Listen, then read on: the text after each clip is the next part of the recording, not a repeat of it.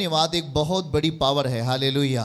मसीहत में जब आप धन्यवाद को देते हैं, जब आप आत्मिक स्थिति में आते हैं और जब आप उसके साथ बैठते हैं, आप अपने हर छोटी से लेकर बड़ी चीज़ों के लिए जब आप धन्यवादी बनते हैं, थैंकफुल बनते हैं, जब आप धन्यवादी बनते हैं तो परमेश्वर आपका बल बनता है यीशु के नाम में। हालेलुया। वो आपकी ताकत बनेगा। आमीन के साथ। आपका धन्यवादी होने का मतलब आप तैयार हो रहे हो अगले स्तर के लिए यीशु के नाम में। बगल वाले से हाथ मिला के बोलो, अगले स्तर के लिए आप तैयार होते हैं। Hallelujah, hallelujah. समझ रहे हैं? आप अगर धन्यवादी बनते हैं, आप अगले स्तर के लिए तैयार हो जाएंगे यीशु के नाम में। और इसी को कहा जाता है थैंकफुल। क्या कहा जाता है? थैंकफुल। अंग्रेजी में बोलते हैं थैंकफुल। और ध्यान से सुनिए, जब आप थैंकफुल होंगे तब आप हाउसफुल होंगे ब्लेसिंग से। आमीन बोलो। आप परमेश्वर के प्रति अगर थैंकफुल हैं तब प्रभु आपको हाउसफुल करेगा हर चीजों से, आपके घर को यीशु के नाम में। थैंकफुल का मतलब पूर्ण रूप से धन्यवादी बनना। और जब आप पूर्ण रूप से धन्यवादी बनेंगे तो आपको हाउसफुल करेगा, आपके घर को आशीषों से भरेगा, भरेगा। बगल वाले को बोलो थैंकफुल एंड हाउसफुल। आमीन बोलो। जब आप थैंकफुल होंगे, जब आप धन्यवादी बनेंगे, तब आप हाउसफुल होंगे, मतलब घर आपका आशीषों से भरेगा। आमीन बोले। हालेलुया।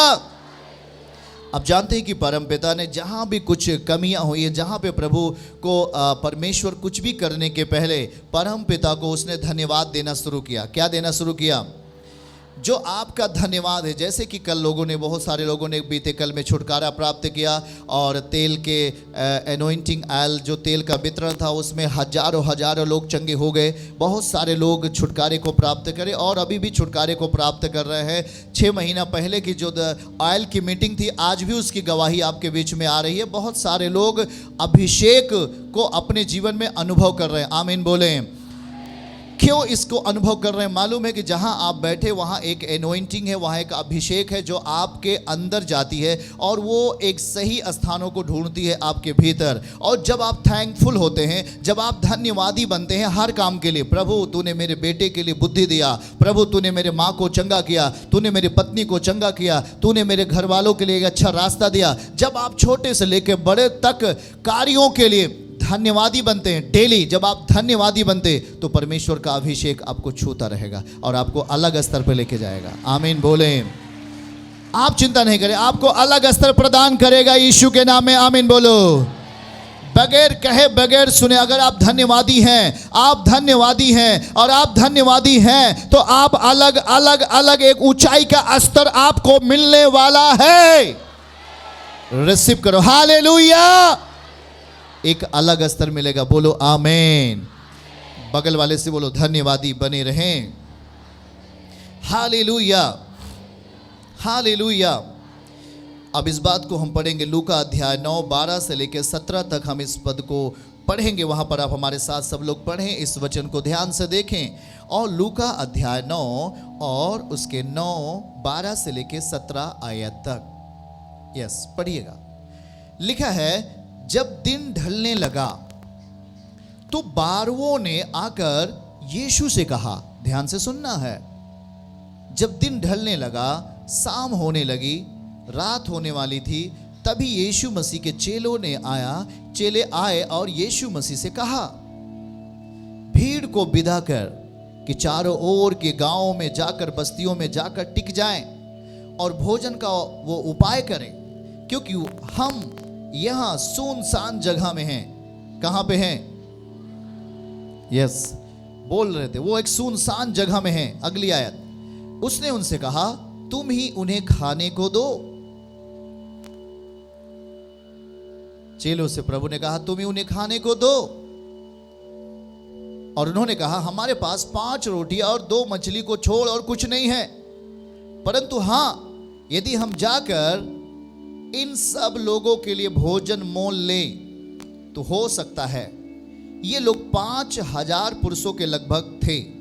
अगली आयत, और तब उसने अपने चेलों से कहा, उन्हें 50-50 करके पांति में बैठा दो। जैसे आप लोग पांति में बैठे हैं, ठीक वो ऐसे बैठा दो।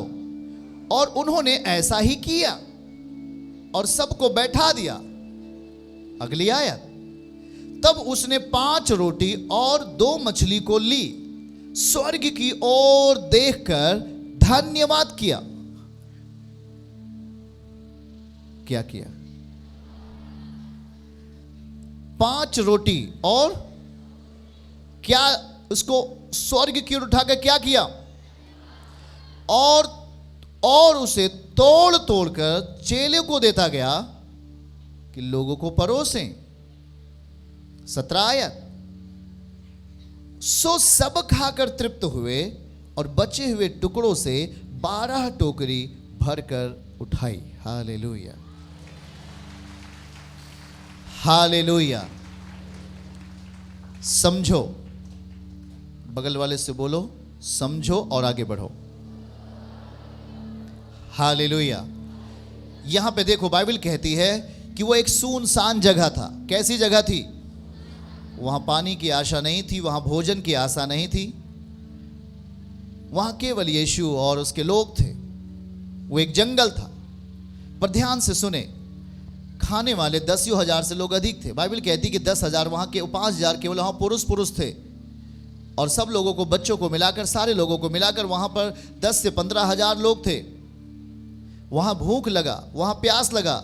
चेलों ने कहा, प्रभु इन्हें भेज दें, इस भीड़ को भेज दीजिए, क्योंकि एक सुनसान जगह है, सुनसान जगह जहां पे ना तो पानी मिल सकता है, ना ही तो भोजन मिल सकता है। सुनसान जगह है। प्रभु यहां से इनको जाने दीजिए कि अपने अपने गांव में जाएं या बगल के नगरों में जाएं और वहां पर अपने भोजन को मोल लें। प्रभु ने कहा, तुम दोगे।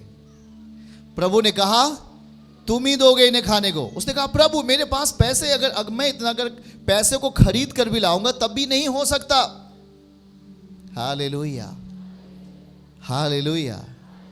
उसने कहा, तुम्हारे पास है क्या? उसने कहा, मेरे पास केवल 5 रोटी और 2। खाने वाले कितने? खाने वाले कितने? 10 से 15,000। 10 से पुरुष वहां पर 5,000 थे, और सब मिलाकर के 10 से 15,000 के बीच में लगभग लोग थे। और वहां पर केवल 5 रोटी और 2 मछली है। एक चिंता का विषय है। खाने वाले इतने लोग और रोटी केवल 5। एक चिंता का विषय है। चेलों के लिए चिंता का विषय है। चेले सोच रहे कि अब कैसे होगा, कैसे लोग खा पाएंगे, कैसे लोग अपने आप को तृप्त कर पाएंगे, क्योंकि केवल 5 रोटियां हैं और केवल 2 मछली है। ये एक चिंता का विषय है। बगल वाले से कहिए, एक चिंता का विषय था। हालेलुया। पर प्रभु ने क्या कहा? सभी को पांति में बैठा दो, सभी को एक लाइन से 50-50 करके क्या करो? बैठा दो। और फिर उसने 5 रोटी ली और 2 मछलियों को लिया और स्वर्ग की ओर उठाकर उसने परमेश्वर पिता का धन्यवाद किया। क्या किया? उस मछली को लेकर, या हम कहें उस जो वहां पे घटी था, एक तरीके से देखें वहां पर उन सारे लोगों के लिए नहीं हो पा रहा है। वो 5 रोटी सभी लोगों के लिए नहीं था। वो एक वहां पर उन लोगों के लिए खाने के लिए किसी एक को हो सकता था या 2 को हो सकता था, पर उन 5 से 10,000 लोगों को कैसे खिलाएं, ये एक समस्या था वहां पे। पर देखो, उसने कहा कि 5 रोटियों को मेरे पास लाओ, और वो रोटी को लेके आए, और वो रोटी किसके हाथ में रख दी गई? यीशु के हाथ में। उस रोटी को, अर्थात उस कमी को, उस चिंता को उसने यीशु के हाथ में रख दिया और कहा, प्रभु यही है और मेरे पास कुछ भी नहीं है। उसने कहा, ठीक है, सबको बैठाओ। हालेलुया। उसने कहा, सबको बैठाओ, और वो सबको बैठाना शुरू किए। और उस 5 रोटी को लेकर स्वर्गीय पिता की ओर करके उस रोटी को क्या किया उसने? तेजी में बोलो, क्या किया उसने? उस 5 रोटी और 2 मछली को लेकर स्वर्ग की ओर उठाकर उसको क्या करने लगा? पिता को धन्यवाद। क्या करने लगा? और जैसे ही धन्यवाद देना शुरू किया पिता को, यीशु ने, बाइबल क्या कहती है? यूहन्ना अध्याय 3 उसका 35 आयत पढ़ो हमारे साथ जल्दी से। यूहन्ना अध्याय 3 और उसकी 35 आयत को पढ़ो और वहां पर वचन क्या लिखा गया है, ध्यान से सुनना।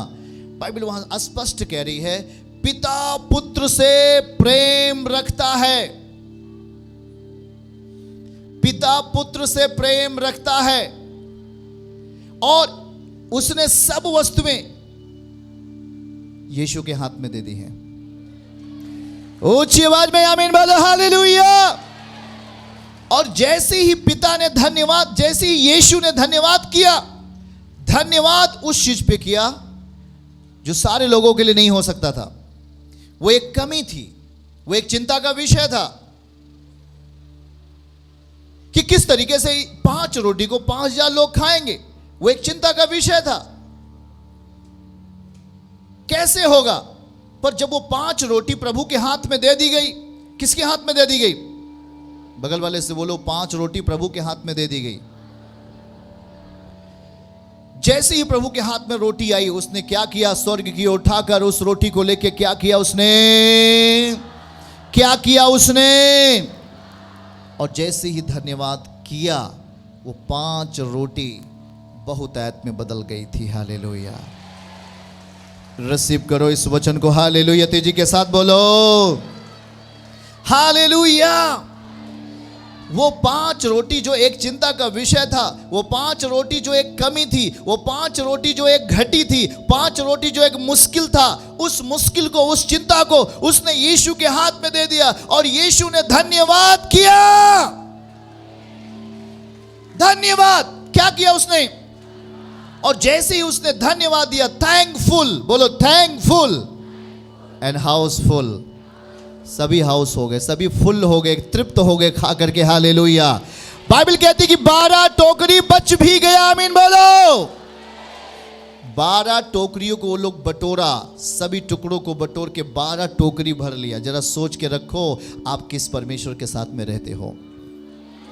इसलिए उसने कहा, मेरे बेटे और बेटियों, चिंता करने की जरूरत नहीं है। आपको उस वचन का विश्वास करना है जो आपको दिया जा रहा है। और जो ये वचन दिया जा रहा है, ये एक परिपूर्णता है। परिपूर्ण वचन कभी अधूरा नहीं होता, वचन परिपूर्ण होता है, संपूर्ण होता है। वो आपके जीवन में यदि गया है तो आपको संपूर्ण बनाएगा, आपको भरपूर बनाएगा। आमीन। जरा सोच के रखो, आज ऐसी बहुत सारी बातें आपके बीच में होती हैं। ये मेरी चिंताएं, ये मेरी चिंताएं, ये मेरी चिंताएं, कैसे होगा मेरे जीवन में, मेरा परिवार में कैसे होगा। आप सुनसान जगह में अपने आप को महसूस करते हो। शायद आपका पड़ोसी आपका साथ छोड़ दिया, आपका रिश्तेदार आपका साथ छोड़ दिए, आपके जान पहचान वालों ने आपका साथ छोड़ दिया और कहा कि मैं आपकी मदद नहीं कर सकता, मैं आपकी सहायता नहीं कर सकता, मैं आपको कुछ पैसे नहीं दे सकता, मैं आपकी मदद नहीं कर पाऊंगा। हाँ, ऐसे ही वक्त आते हैं बहुत लोगों के जीवन में। पर आज से ध्यान से सुने, वो परिस्थितियों को हम सुनसान परिस्थिति बोल सकते हैं, जहां पर ना तो पानी मिलने वाला था, ना ही तो भोजन मिलने वाला था। पर उस सुनसान जगह में, जब उस सुनसान जगह में हम धन्यवाद देना शुरू करेंगे, परमेश्वर को महिमा देना शुरू करेंगे, अपने आप को समर्पण करेंगे और थैंकफुल बनेंगे एंड फेथफुल बनेंगे, विश्वास योग्यता से धन्यवाद देंगे और उन सारी चीजों को लेकर के जो हमारे पास था, चाहे थोड़ा हो, कुछ भी हो, उन चीजों को लेकर, अपने अंदर विश्वास को लेकर धन्यवाद जैसे बनना शुरू करेंगे, धन्यवाद जैसे देना शुरू करेंगे, परिस्थितियां मल्टीप्लाई होना शुरू हो जाएंगी आपके लिए। रास्ते खुलेंगे यीशु के नाम में। आमीन बोलो। रास्ते खुल जाएंगे आमीन के साथ। बंद रास्ते खुलेंगे यीशु के नाम में। आमीन बोलो। अगर आप थैंकफुल हैं और फेथफुल हैं, बोलो थैंकफुल एंड फेथफुल। मतलब अगर आप धन्यवादी हैं और विश्वास योग्य हैं, आप परमेश्वर के प्रति धन्यवादी हैं। आपके पास कुछ भी नहीं है तब भी आप धन्यवादी हैं, हो गया तब भी धन्यवादी हैं, नहीं है तब भी धन्यवादी हैं, कुछ भी है तब भी आप धन्यवादी स्थिति में अगर जी रहे हो तो आपको हाउसफुल करेगा वो एक दिन यीशु के नाम में। आपको लज्जित होने नहीं देगा। रिसीव करो, हाथ उठा के बोलो, वो हमें लज्जित होने नहीं देगा, शर्मिंदा होने नहीं देगा, नहीं होने देगा, नहीं होने देगा। Hallelujah, hallelujah. प्रियजनों, इस बात को ध्यान से समझिएगा। वहां पे 5 रोटी सबके लिए नहीं था। क्या था वहां पे? क्या 10,000 लोग खा सकते थे कभी? ये एक असंभव काम था। बगल वाले से बोलो असंभव।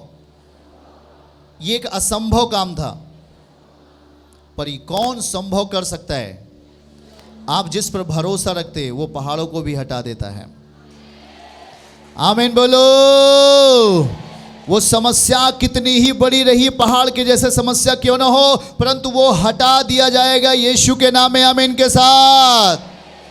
क्यों जानते हैं? क्योंकि आप उसके प्रति थैंक्सफुल हो, धन्यवादी हो। जो थैंक्सफुल होगा और फेथफुल होगा, धन्यवादी बनेगा और विश्वास योग्य रहेगा हर पल, चाहे उसके पास अभी कुछ हो या ना हो। शायद उसके पास कुछ थोड़ा बहुत है, पर हाँ, ध्यान से सुने, हर एक घटी में, हर एक समस्याओं में, हर एक पीड़ाओं में, हर एक दर्द में, हर एक व्याकुलताओं में, जब आप उसके प्रति थैंक्सफुल होंगे, फेथफुल होंगे, विश्वास योग्य होंगे और धन्यवादी बने रहेंगे, आपकी परिस्थितियां बदलने वाली हैं। Receive receive receive. आपकी परिस्थितियां बदलने वाली हैं यीशु के नाम में। आज से आज बहुत सारे लोगों के जीवनों में प्रभु बड़ा काम करने वाला है यीशु मसीह के नाम में। ध्यान से सुनिए, आज से आप हर खोई हुई स्थितियों को, हर खोए हुए स्वास्थ्य को, हर खोए हुए धन को प्राप्त करने वाले हैं। आमीन के साथ हालेलुया।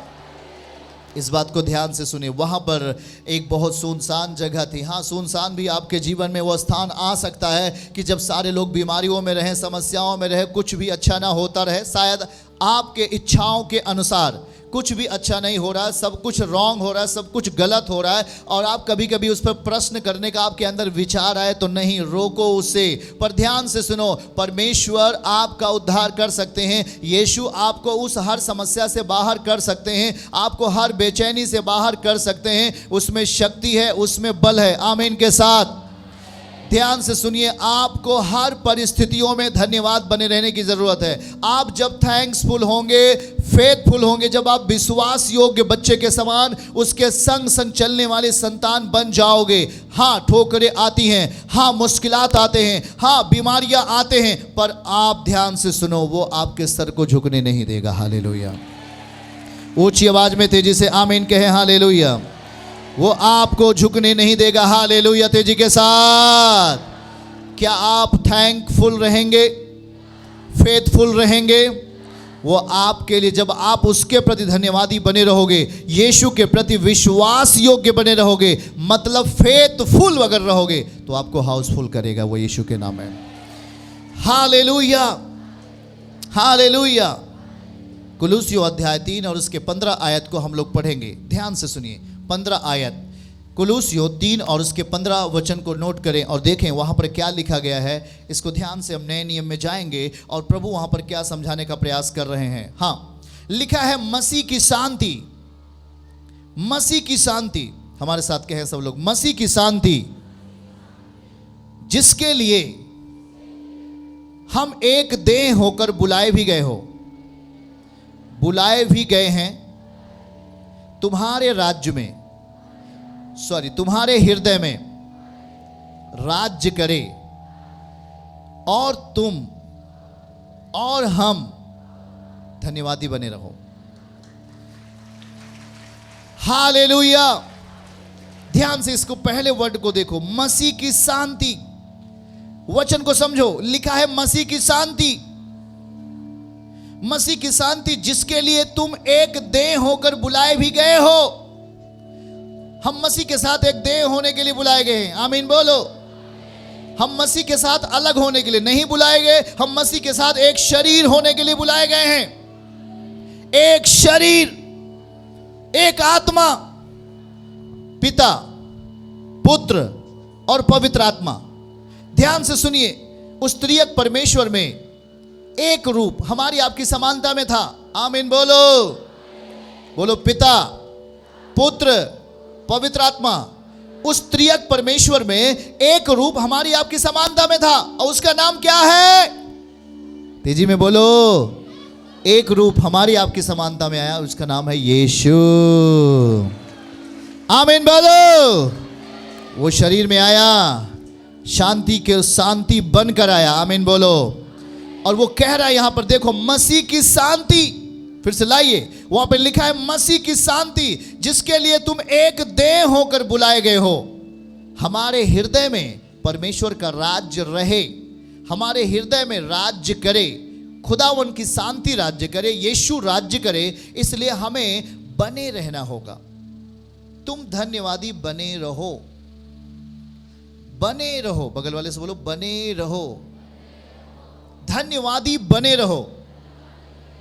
एक दिन के लिए नहीं, एक साल के लिए नहीं, 10 साल के लिए नहीं, बोलो बने रहो। क्या है, क्या वचन कह रहा है? बने रहो, धन्यवादी बने रहो, क्योंकि वो आप में आ चुका है। आमीन बोलो। उसकी शांति आपके अंदर आ चुकी है। आमीन बोलो। और जब आप धन्यवादी बने रहोगे तो आप भी बने रहोगे। हालेलुया। आप जब धन्यवादी बने रहेंगे तो आप भी बने रहेंगे। आपको शैतान छू नहीं पाएगा। हालेलुया। बीमारी आपको गिरा नहीं पाएगी। हालेलुया। दुष्ट आत्माएं आपको गिरा नहीं सकती। हालेलुया। क्योंकि आप धन्यवादी बने, कह रहा धन्यवादी बने रहो, क्योंकि हम जब धन्यवादी बने रहते हैं तो हम अगले आशीषों के लिए तैयार होते हैं। जब आपके पास आशीषें आती हैं, 5 में 5,000 लोगों ने खाया, 10,000 लोगों ने खाया, हमें धन्यवादी बने रहना है। ऐसा नहीं कि अगर हम खाकर तृप्त हो गया अब यीशु कौन है, कोई मतलब नहीं, ऐसा नहीं। परमेश्वर आपको अगली आशीष तभी दे सकते हैं जब आप उसके लिए आप धन्यवादी बने रहोगे। कोई दुख आता है आप धन्यवाद देना छोड़ देते, कोई समस्या आ गया आप धन्यवाद देना छोड़ देते और उलाहना देते हैं। नहीं, ध्यान से सुने, जब आप कुछ नहीं दिया तब तो उसने अपने आप को दे दिया। आप उसे जानते भी नहीं थे, उसने अपने आप को आपको दे दिया। हाँ या ना? और सोच लो जरा, जब आप धन्यवादी बनना शुरू करोगे, जब आप धन्यवाद देना शुरू करोगे, हर परिस्थितियों में जो आपसे आपके हाथों से निकल चुकी थी वो आपके हाथों में वापस आएंगी। हर चीजें वो आपको बलवान बनाएगा यीशु के नाम में। आमीन बोलो। वो आपको समृद्धिशाली बनाएगा यीशु के नाम में। हालेलुया। हाँ, देखो ध्यान से सुनिए, यहां पर देखिए, अगर हम देखें यहां पर एक वचन को, यूहन्ना 11:41, जल्दी से हमारे साथ पढ़िएगा। यूहन्ना अध्याय 11 और उसके 41 पद को हमारे साथ देखें। वहां पर अद्भुत बात लिखी गई है। देखिए वहां पर क्या लिखा गया, 11:41 में हम पढ़ेंगे। हाँ, और देखिए वहां पर लिखा गया है कि यीशु कहाँ जा रहे थे। एक ऐसी परिस्थितियों में जा रहे हैं जहां पर कुछ भी सही नहीं है। यीशु ऐसी जगह पे जा रहे हैं जहां पर कुछ भी सही नहीं है। यीशु वहां जा रहा था, वहां पर कोई व्यक्ति मर गया था और वो सड़ गया था, वहां कुछ भी ठीक नहीं था। परिस्थितियां ऐसी कुछ हो जाती हैं, कुछ भी सही नहीं होता, ए से लेकर जेड तक सब कुछ खराब होता है और आप बहुत उलझनों में रहते हैं, बहुत व्याकुलताओं में जीते हो, आपके लिए कोई समाधान नहीं निकलते। आप सोचते हो कि अब मैं क्या करूं। ध्यान से सुने, ऐसी परिस्थितियां वहां पे थी। एक जवान व्यक्ति था जो मर गया था, उसकी बहुत कम उम्र थी और वो कब्र में रख दिया गया था और वो उसमें से बदबू आ रही थी। यीशु वहां पे जा रहे हैं और बाइबल क्या कहती है वहां पे, जरा जल्दी से पढ़िएगा हमारे साथ। लिखा है, तब उन्होंने उस पत्थर को हटाया, जिस पत्थर कब्र के ऊपर पत्थर लगा दिया गया था। ध्यान से सुने, और उस पत्थर के अंदर जो गुफा थी उनमें एक जवान आदमी जो मर गया था वो रख दिया गया था। और लिखा है, फिर यीशु ने, उसका नाम था लाजर। क्या नाम था उसका? ध्यान से सुनिए, उसका नाम लाजर था। और यीशु जब वहां जाते हैं तो वहां पर क्या लिखा, उसने कहा कि पहले आप इस पत्थर को हटाइए। और उन लोगों ने पत्थर को हटाया और फिर यीशु ने आंखें उठाकर कहा, हे पिता, मैं तेरा धन्यवाद करता हूं कि तूने मेरी सुन ली है। जरा ध्यान से समझिए, यीशु ने पहुंचते ही ये नहीं कहा, हे लाजर तू बाहर आ जा। वहां पर परिस्थिति बुरी है, वहां पर एक आदमी मर चुका है, वो सड़ गया है। पर जब यीशु वहां पहुंचा तो उसने तुरंत ही उसे कुछ नहीं किया। उसने पहले कहा, पत्थर को हटाओ। क्या किया उसने? ध्यान से सुनना है। और फिर वो धन्यवाद देना शुरू किया। क्या किया वो धन्यवाद दिया। किसको धन्यवाद दिया? परमेश्वर को। और क्या धन्यवाद में कहा? जानते हैं, जो चीजें आपके पास नहीं होती हैं, जो चीज़ें आपके पास नहीं हैं, अभी वर्तमान समय में आपके पास ऐसी कुछ भी चीज़ें हो सकती जो आपके पास नहीं है, पर आप उसकी इच्छाएं अपने जीवन में करते हैं, उसके वचन के अनुसार आप जब उसकी इच्छाएं करते हैं तो आप धन्यवादी बने रहो। क्या बने रहो? जरा ध्यान से सुनो। अभी मुर्दा जिंदा नहीं हुआ है, पर यीशु कह रहा है तूने मेरी सुन ली। आपकी परिस्थितियां अभी सही नहीं है, पर आप धन्यवादी बन करके बोलते प्रभु आप मैंने मेरी सुन ली, आपने मेरा वो काम कर दिया। और जब आप कहते हैं हाँ प्रभु आपने मेरा वो काम कर दिया, यही तो वो शब्द है जो विश्वास को दर्शाता है। यही तो वो चीज है जो विश्वास को दर्शाता है। आमीन बोलो। आपका बेटा, आपका बेटी या कोई भी व्यक्ति अभी सही नहीं हुआ, प्रभु आपने मेरी सुन ली, मैं आपको धन्यवाद देता हूं कि आपने मेरे बेटे को चंगा कर दिया, पर वो अभी बीमार है। पर ध्यान से देखो, जब आप इस चीज को बोलना शुरू करोगे धन्यवाद के साथ, धन्यवाद का बल काम करेगा और वो चंगा होगा भविष्य में, यीशु के नाम में। आमीन आमीन आमीन हालेलुया। इस बात को ध्यान से समझो। यीशु ने क्या कहा?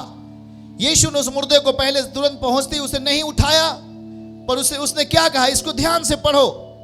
उसने आंखें उठाकर कहा, यीशु ने स्वर्ग की ओर आंखें उठाकर कहा, हे पिता मैं तेरा क्या करता हूं। इसका मतलब क्या कि हर मरी हुई परिस्थितियां कैसे बदल रही हैं, हर एक मरी हुई स्थितियां कैसे बदल रही हैं। वहां देखो 5 रोटी था, वहां पर कुछ भी पूर्ण नहीं था, वहां कुछ भी आशीषों में नहीं था। वो एक सुनसान जगह थी, वहां एक आंसू था, वहां एक दर्द था, वहां एक बेचैनी थी, वहां एक कमी थी, वहां एक चिंता थी। ओ 5 रोटी खाने वाले 5000। ओ चिंताएं चिंताएं चिंताएं, कैसे होगा ये काम, कैसे होगा ये काम, कैसे होगा, पैसा बहुत कम है, घर कैसे बनेगा, पैसा बहुत कम है, बेटी का रिश्ता कैसे होगा, कैसे क्या होगा, ये चिंताएं। हम अपने जीवनों में बहुत सारे कामों को करना चाहते हैं, पर चिंताएं। आप जानते हैं कि आप विश्वास के ऊपर चिंताओं को लाद देते हैं, आप अपने विश्वास के ऊपर चिंताओं का बोझ रख देते हैं। आप विश्वास के ऊपर थैंक्स नहीं रखते, आप विश्वास के ऊपर धन्यवादी नहीं रखते, धन्यवाद नहीं बनते, थैंक्सफुल को नहीं रखते, आप चिंताओं को रखते हैं। आपके लिए कमी है, कैसे होगा, आपके लिए समस्या कैसे होगा, मैं अच्छा स्वास्थ्य कैसे पाऊंगा, तो सारे गणित को आप अपना लेते हैं, सारी चीजों को आप करने के लिए तैयार हो जाते हैं। जहां नहीं जाना चाहिए वहां भी आप चले जाते हैं, जो नहीं करना चाहिए वो भी आप आजमाइश करते हैं। नो, आप थैंकफुल नहीं हैं, आप धन्यवादी नहीं हैं। क्या आपका परमेश्वर जिसने आपको बना दिया, जिसने आपको बनाया, वो ईश्वर जिसने आपको बना दिया, जो आपको इतना अच्छा बना दिया कि वो आपके जीवन को सही नहीं कर सकता? बोलो। आप चिंताओं को करते हैं, आप अपने विश्वास के ऊपर चिंताओं को रख देते हो। और ध्यान से सुनो, जब आप अपने विश्वास के ऊपर चिंताओं को रखोगे, आपका विश्वास कमजोर होगा, और जब आपका विश्वास कमजोर होगा, आने वाली चीजें आपसे दूर चली जाएंगी। जो चीजें आपके पास आ रही थी आशीषों के रूप में, वो अब दूर चला जाएगा। उस पर शायद पत्थर रख दिया जाएगा, वो आपके पास नहीं आ पाएगा। आप कहोगे प्रभु मैं अभी दो साल हो गया मुझे, आपने मुझे कुछ भी नहीं दिया, वो देना चाहता है। आप बोलोगे मैं 5 साल प्रभु आपके साथ रहा, आपने मुझे कुछ भी नहीं दिया, वो देना चाहता है, वो करना चाहता है। पर आप मुश्किलात के समय में, दर्द के समय में, पीड़ाओं के समय में विश्वास के ऊपर इन दर्द को लाद दिया, चिंताओं को लाद दिया। आपने उस विश्वास को काम करने की अनुमति नहीं दी, आपने विश्वास को काम करने के लिए बल नहीं दिया। वो विश्वास तो करना चाहता था काम आपके अंदर चमत्कार करना चाहता था। 5 रोटी से 5000 लोगों को खिलाने की पावर उसमें है, उसमें शक्ति है। आपने उसके वचनों को भी ग्रहण किया, पर उसका इंतजार नहीं किया। आपने उसके वचनों को सुना था, यीशु चमत्कार करते हैं, मेरे बेटे के लिए चमत्कार करके हमें प्रसन्न करेंगे, हमें खुशहाली देंगे, हमें अच्छा करेंगे। आपने इंतजार नहीं किया, और जब आप इंतजार नहीं करते हो, आप विश्वास के भाग को खो देते हैं। बगल वाले से बोलो, जब आप इंतजार नहीं करते हो, आप अपने विश्वास के भाग को खो देते हो। हेलो, समझ में आ रहा है आपको?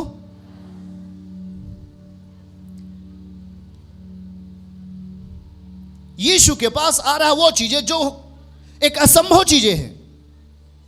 एक सुनसान जगह में वहां पेट नहीं भर सकता, 5 रोटी से एक सुनसान जगह है, परिस्थितियां ठीक नहीं है, शादी के लिए लाखों रुपए चाहिए, शायद आपके पास पैसे नहीं है, आपके बेटों के लिए एक नौकरी चाहिए, उसके पास अभी कुछ भी है नहीं, आपके मुकदमे आपको परेशान करते हैं, आपका कर्ज आपको परेशान करता है, आप लगातार चिंताओं को अपना मुख्य द्वार बना लेते हो और अपने विश्वास के ऊपर चिंताओं को रखते हो, चिंताओं को, संसार के उस प्रभाव को। बगल वाले से बोलो, चिंताएं संसार का प्रभाव है।